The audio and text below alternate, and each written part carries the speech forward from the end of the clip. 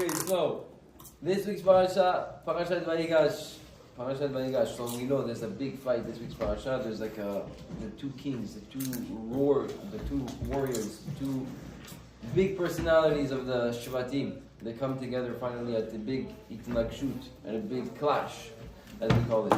So we're going to speak about what was the clash about, how did it work, how did it went down, what was the nature of the tension, and then we'll see exactly what's going on with the rest of the parasha.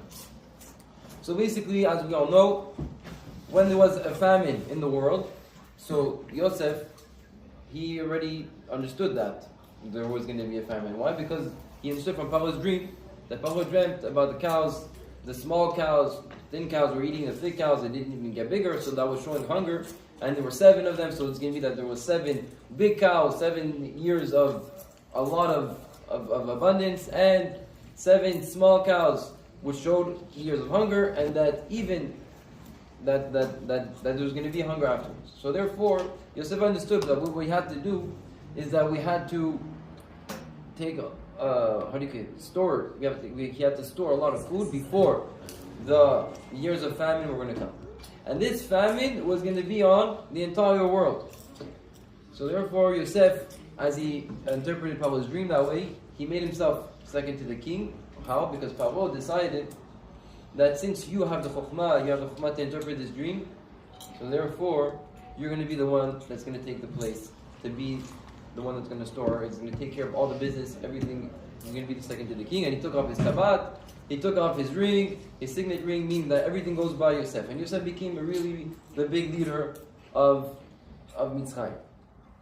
And then, fair enough, since there was a famine in the entire world, even the brothers of Yosef with Yaakov Avinu also had to eat food.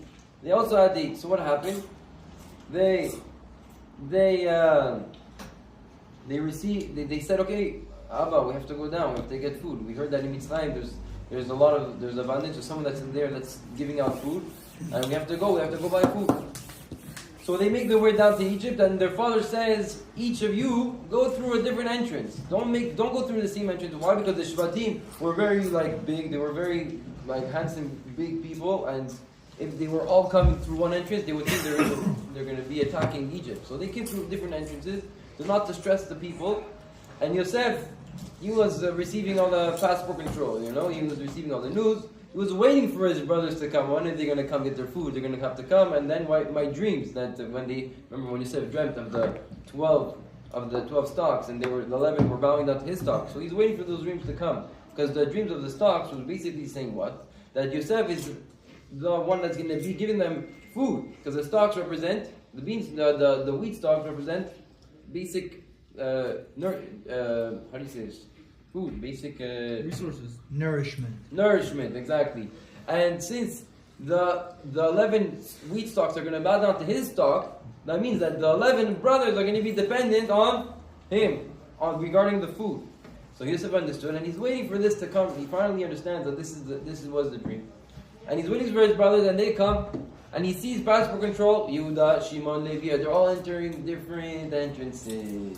What does he do? He summons each of them. Yosef tells his officers, okay, let's go. Get me Yehuda, get me Shimon, get me Levi, get me all the brothers. I want them all here. So they go all get them, and they come to Yosef HaTzadik. And Yosef HaTzadik says, hey, what are you guys doing? Right away he talks to them like this. He talks to them. He understood. I see that Yehuda, that Shimon. He understands, but they see Yosef. They don't recognize him, but he recognizes them. And he tells them, what are you guys doing over here? You guys come through different entrances. You guys came to, I know what you guys came to do. You guys came to spy on the land. You guys want to attack the land. You guys want to take over. You guys are all big, handsome, strong people. You guys want to take over. What is this? So he says, no, we don't want to take over. They answer, we don't want to take over, nothing to do. We just want food. We just want this and that. He says, no. You guys for sure. He talked to them very harshly. That's how it started. And then, finally, the brothers say, no, we have 12 brothers, and one brother is gone. We're actually looking for him. And they were referring to who? Who are they referring to? Yosef. And we have another brother, he's with his father, and we left him alone. Their father said we shouldn't take it. And then Yosef said, who's that other brother? It's Binyamin. I want to see Binyamin. I want everybody to come down. Because why? Because the dream had to be that the 11 brothers bowed down to Yosef. And there's one missing. There's only 10 over here. Because Yosef is what? And Binyamin is still with his father. And there's only 10 in front of them. Right? So therefore, Yosef says, now what did he tell them? We have to bring me down Binyamin. And I'm taking Shimon hostage. Why did he take Shimon hostage? Because Shimon was the one that threw Yosef in the pit. When they said back in the Parashat Vayigash, they threw Yosef in the pit. Who was the one that actually took him and threw him in the pit? It was Shimon. So he said, you know what? I'm going to take Shimon inside. I'm going to keep him. You guys go back to your father. Bring back Binyamin, or else you guys are all dead. You guys are all dead. You have to give me your other brother, or else you guys are lying, and I'm going to accusing you to be spies. You guys are all dead. And the brothers, they start to say, 1 second, it's not possible. How are we going to bring down Binyamin? Our father he's so overprotective over Binyamin. First of all, Rachel, his wife, is the mother of Binyamin. She's the one that she died on the way. So when they're on the way, they die. This Mazal, and Yosef, he was also on the way to find his brothers. He also got lost. Binyamin had to keep it.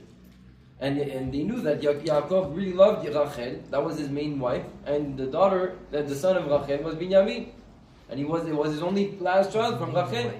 So therefore, he was really overprotective over Binyamin. So for the brothers, they knew that this was a big no-no for Yaakov. However, they had to go back because this was the only choice, or else they wouldn't get any more food. Everybody else would die. They went back to Yaakov Avinu with a little bit of food, which sustains them maybe a few days. And they said, okay, they tell their father, Abba, we need to bring down Binyamin, or else the guy doesn't want to give us any more food. And if we don't have any more food, we're just going to die. So what do we do? Yaakov gets mad at them, but then he says, okay, you know what, to take Binyamin, but you have to make sure. And Yehuda says, Anochi Arvenu.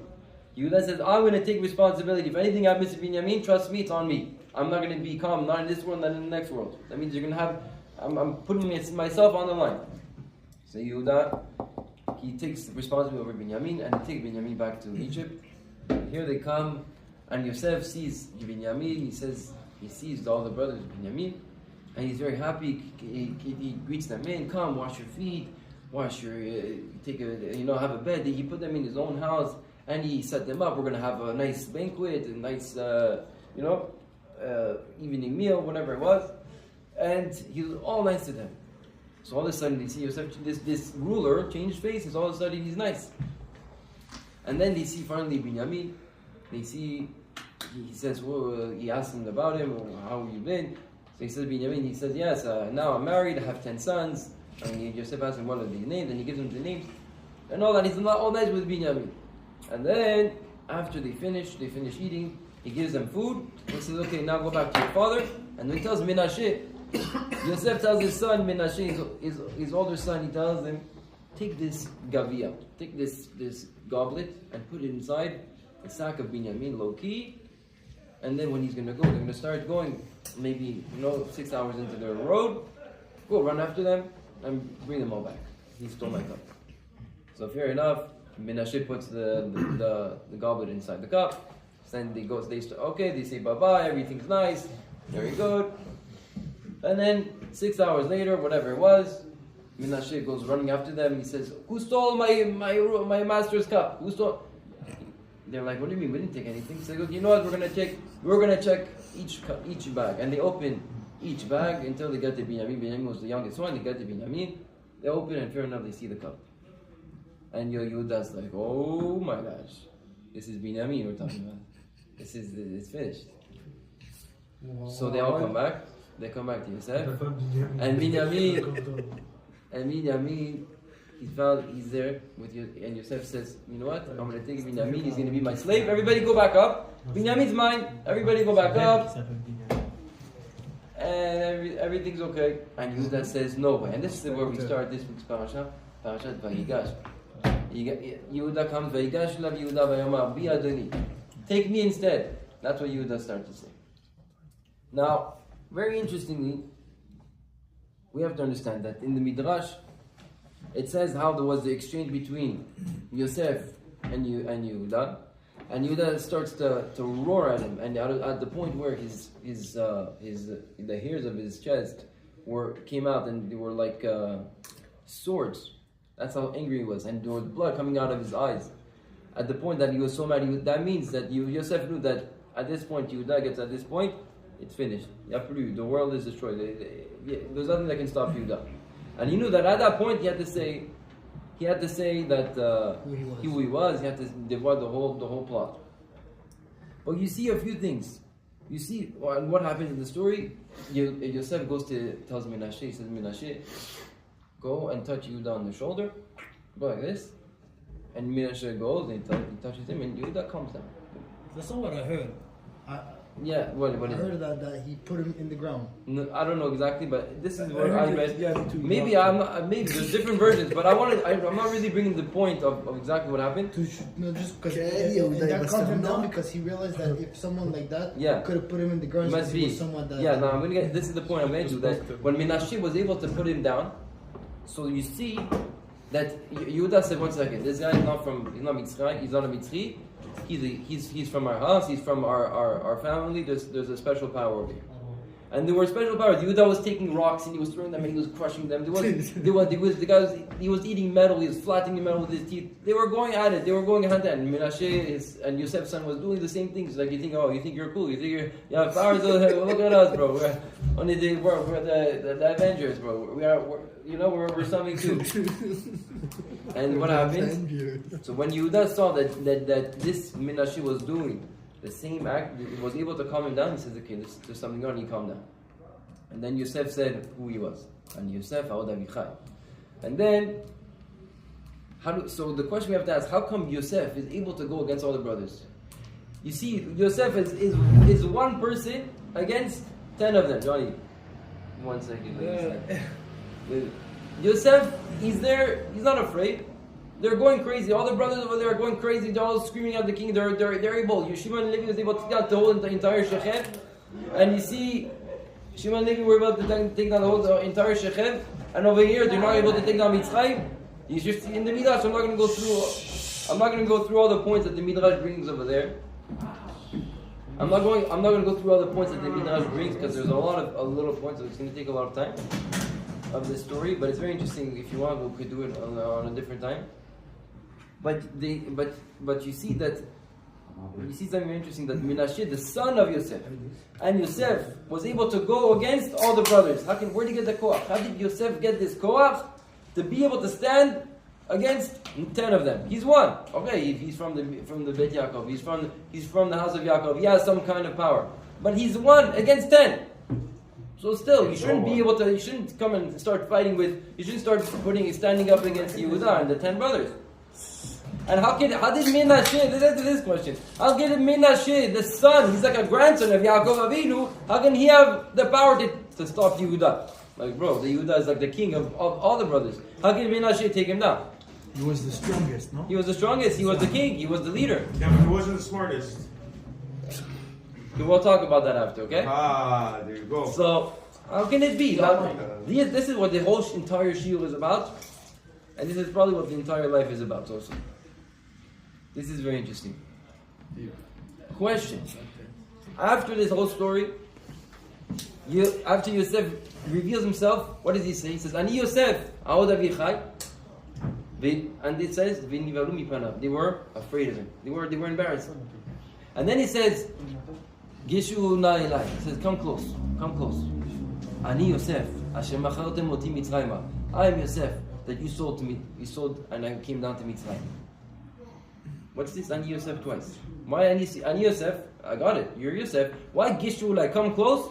I'm Yosef. That you sold me to Mitzrayim. Why twice? Fourth question, right? Because we already have 3 questions. Fourth question. When Yosef tells his brothers to go back to Yaakov Avinu and to tell them the news that Yosef is alive, what does he tell them? In hand, he tells them, tell Yaakov, I'm alive, and that he's the leader, he's the master, he's the king of the entire Mitzrayim. He even had more power than Paro. Paro said, the kavod of the kingship, that they're going to call me king, that's going to be me. But you rule over the entire Egypt. Paro was the one that he was advisor. Paro learned from Yosef. Yosef was Paro's advisor. Yosef ruled over the entire Egypt in practical terms. The one that got the kavod was Paro. Now listen to this. Why did he tell them? Why did he tell them to tell their father? And I am Yosef. Tell Abba, tell Yaakov, Yosef is alive and he's Moshe b'chol Eretz Yisrael. What does these two things have to do with each other? Like, tell your father, you know what? I tell Abba, Ani Yosef, and I'm still Yosef. I didn't change. I didn't become some Joe Schmo from the streets. I stayed Yosef HaTzadik. That's the point. Why v'chiyu Moshe b'chol Eretz Yisrael? It's a good question. Okay, here we go. It says in Chazal, our rabbis teach us that it says in the pasuk, David HaMelech says, Ashrei HaGever Asher Sam Hashem Yiftacho. Praises the one that puts Hashem as his security. Puts Hashem as his security. And there's another pasuk that says, everybody knows, if you see it at the end of Birkat Hamazon, Baruch HaGever Asher Yiftach B'Hashem. That will be boteach, that will have confidence in Hashem. How is there a difference? Is there a difference than putting your confidence in Hashem and putting Hashem as your confidence? There's a difference, no? You feel the difference?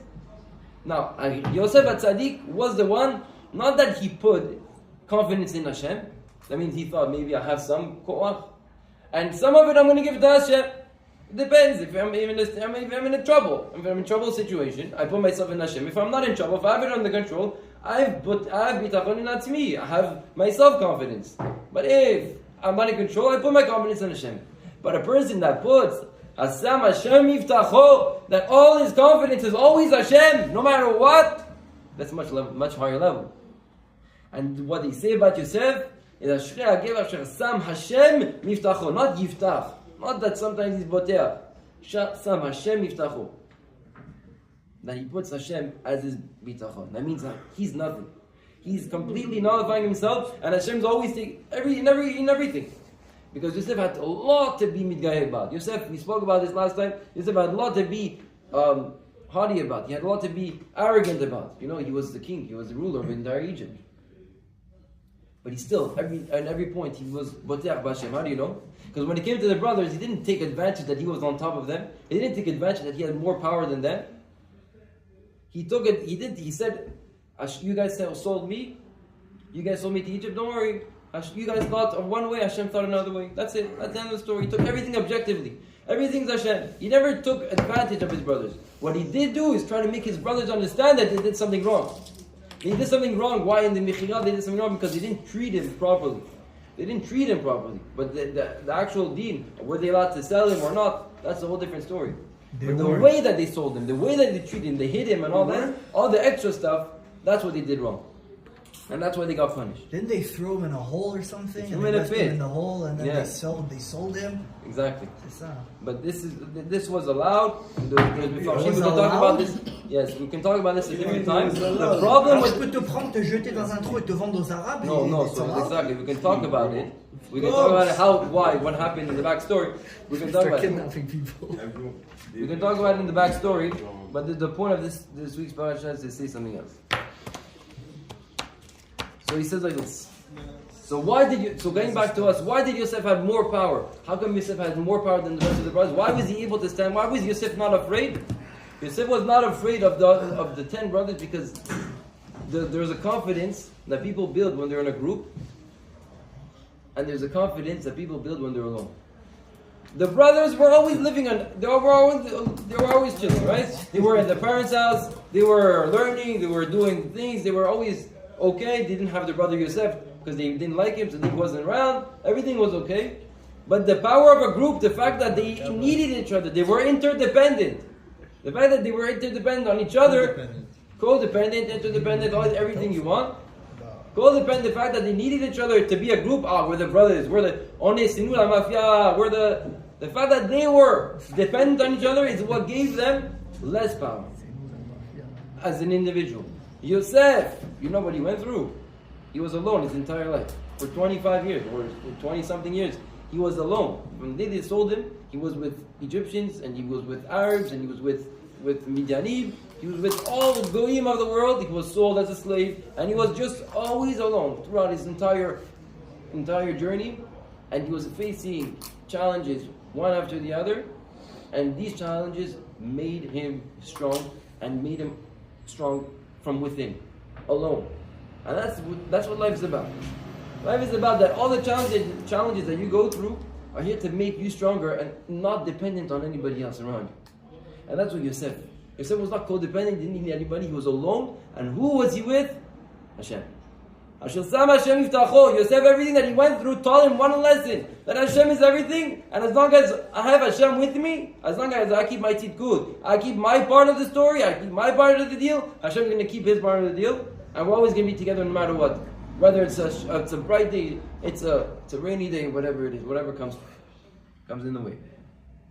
So therefore, that's why Yosef was strong. Now all these Yisurim, all these troubles, all these challenges is what made Yosef madriga of a father.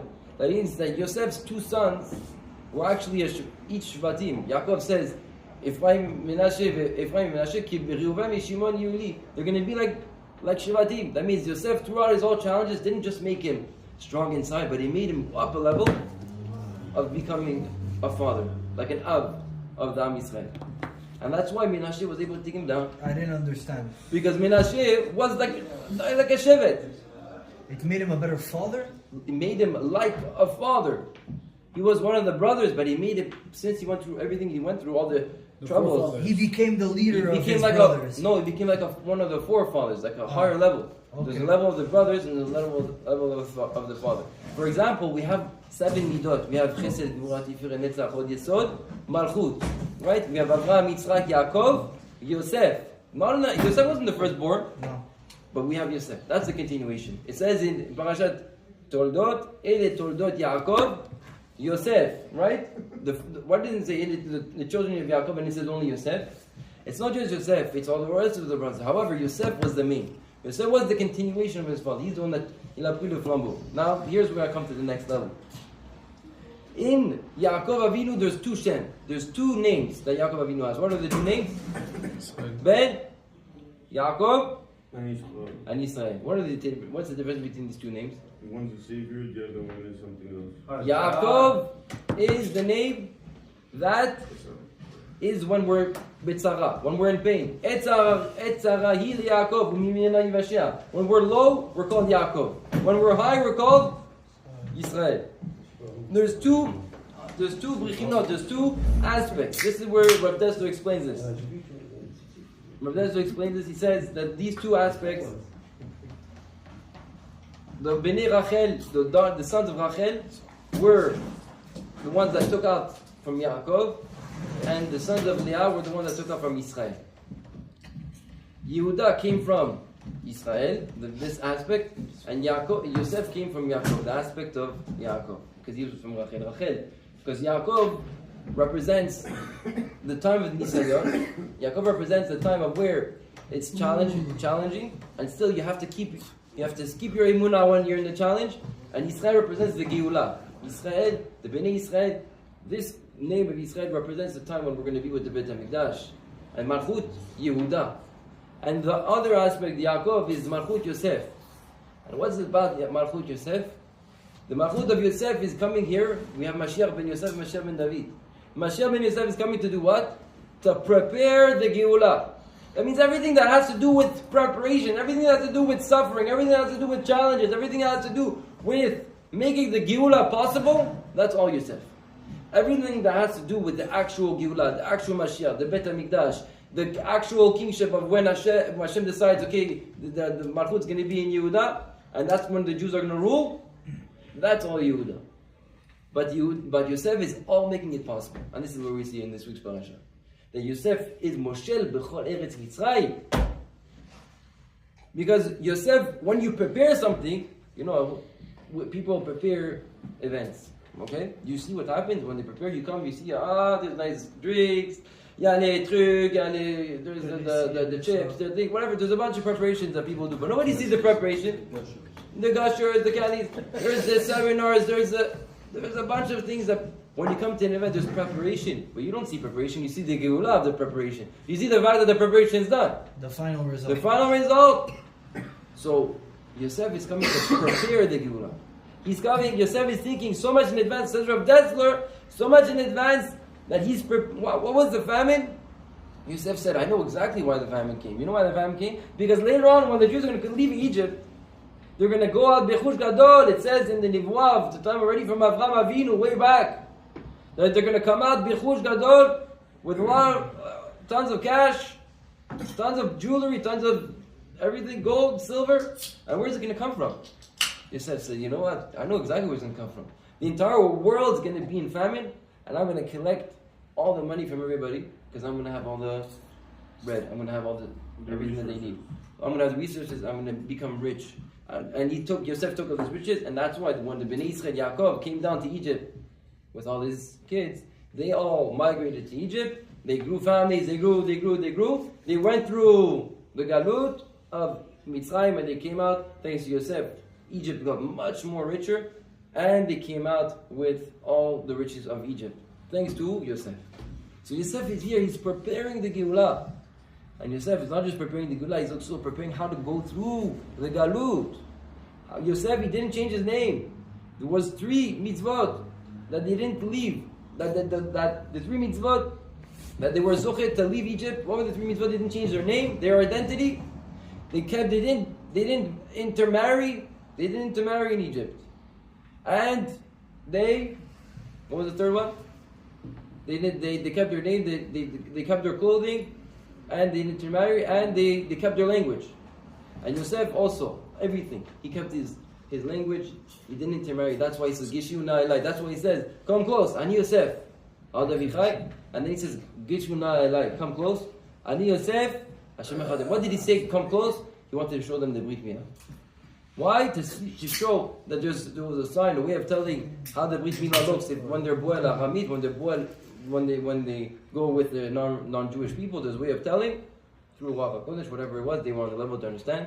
And Yosef showed them their Brit Milah, and he showed them exactly, no, I was here, and I was able to, I was able to make the road for the people that are coming here to Egypt, and I didn't fall. And I made this, I paved the way. This is what Yosef prepared. And this is what it's all about. When a person, how does a person get to the level where they're confident in themselves and they don't need codependence and they don't need anybody else? And how does a person get to that level?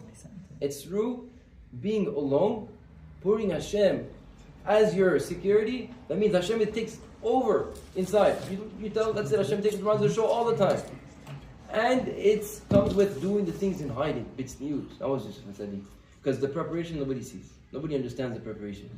And that's why Yosef was zoche to be strong. He was zoche to be an Av. A father, we don't know what the father does. Your father, you know what he does for you. You don't know half the things he did for you when you were a kid. It's all in hiding. Tu profit. So that's the Bechin of Yosef. The Achana. There's no way that we can get to Malchut Yehuda. There's no way we can get to the Geulah Shlema if we don't have the preparation of Yosef Atzani. So with that, Hashem, may we all be zoche to work on ourselves.